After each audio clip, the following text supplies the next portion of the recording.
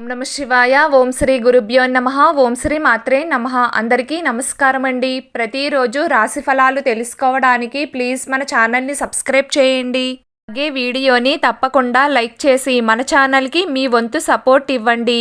గోచార్య రీత్యా వృశ్చిక రాశి వారు ఎటువంటి శుభ అశుభ ఫలితాలు పొందుతారో తెలుసుకోవాలంటే ఈ వీడియోని స్కిప్ చేయకుండా చివరి వరకు చూడండి.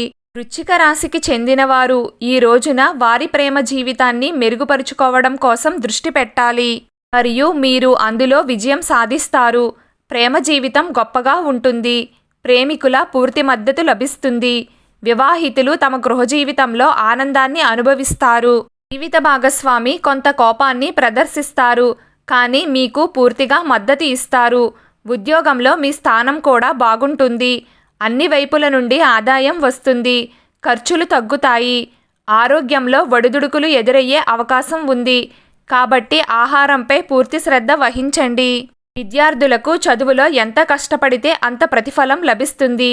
వృశ్చిక రాశి వారికి ఈరోజు కొన్ని సవాళ్లు ఎదుర్కోవలసి ఉంటుంది. వాటిని అధిగమించడానికి వారు అదనపు కృషి చేయవలసి ఉంటుంది. రేపు మీ ఇంట్లో ఎవరైనా వృద్ధులు ఉంటే వారి కోసం హాస్పిటల్కి వెళ్ళవలసి ఉంటుంది. భూమి మరియు భవనానికి సంబంధించిన వివాదాలు ఉద్భవించవచ్చు.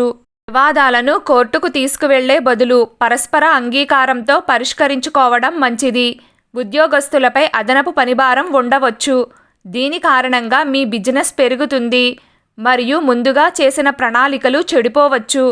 పిల్లలకు సంబంధించిన ఏదైనా ఆందోళన మీకు మానసిక ఒత్తిడిని కలిగిస్తుంది. మీరు మీ వ్యాపారాన్ని విస్తరించాలి అని ఆలోచిస్తున్నట్లయితే ఈ దిశలో అడుగు వేసే ముందు ఖచ్చితంగా మీ శ్రేయోభిలాషుల సలహా తీసుకోండి. ఈ రాశికి చెందిన వారు వ్యాపారంలో సాధారణంగా ఉంటారు. మీరు ఓర్పు మరియు పట్టుదలతో పనిచేయాలి. ఈరోజు ప్రయాణాలు ఏవీ చేయవద్దు. పిల్లల ఆరోగ్యం పట్ల శ్రద్ధ వహించడం మంచిది. సహనం తగ్గుతుంది. సంభాషణల్లో ఓపికగా ఉండండి. కుటుంబ జీవితంలో ఇబ్బందులు ఉంటాయి. ఈరోజు వృశ్చిక రాశి వారి అదృష్ట సంఖ్య 5. ఈరోజు వృశ్చిక రాశి వారి అదృష్ట రంగు గులాబీ రంగు.